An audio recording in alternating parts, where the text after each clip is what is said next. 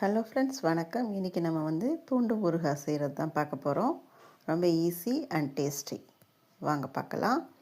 முதல்ல கடுகு தாளிச்சிட்டு அந்த எண்ணெயிலேயே பூண்டை நல்லா வதக்கி ஒரு அரை டம்ளர் இல்லாட்டி ஒரு டம்ளர் தண்ணி விட்டு நல்லா வேக வச்சுருங்க.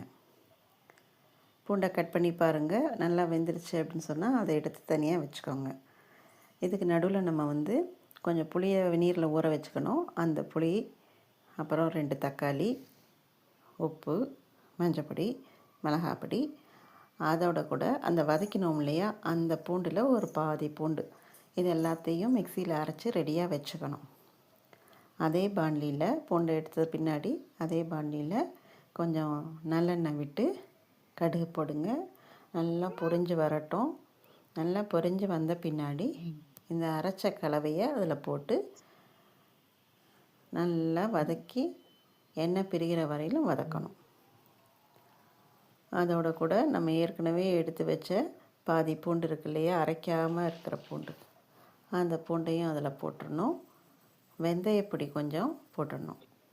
ஸோ எல்லாம் சேர்ந்து நல்லா கிளறி சுருள வரும்போது எடுத்துட்டோம்னா அருமையான பூண்டு ஊறுகாய் வீட்டிலையே ரெடி ஆகிடும்.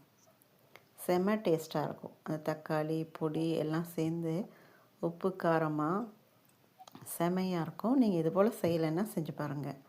நல்லா இருந்ததுன்னா ஷேர் பண்ணி சப்ஸ்கிரைப் பண்ணுங்கள். நிறைய பேர் சப்ஸ்கிரைப் பண்ணாமல் பார்க்குறீங்க. கொஞ்சம் சப்ஸ்கிரைப் பண்ணிவிட்டு பாருங்கள். இது மாதிரி வதக்கிற போது நல்லா சுருளை வதங்கணும். அப்போ தான் நாலு படம் இருக்கும். கடைசியாக இறக்கிறதுக்கு முன்னாடி ஒரு அரை ஸ்பூன் வெல்லம் போட்டு இறக்கியிருக்கேன் நான்.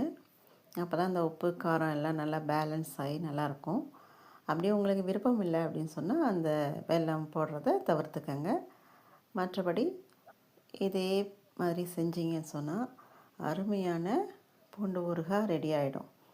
உடனே செஞ்சு உடனே சாப்பிடலாம். ஒன்றும் ஊறணுன்ற அவசியம்லாம் கிடையாது. செம்ம டேஸ்ட்டாக இருக்கும். நீங்கள் இது போல் செஞ்சதில்லைன்னா செஞ்சு பாருங்கள். நல்லா இருந்ததுன்னா ஷேர் பண்ணி சப்ஸ்கிரைப் பண்ணுங்கள்.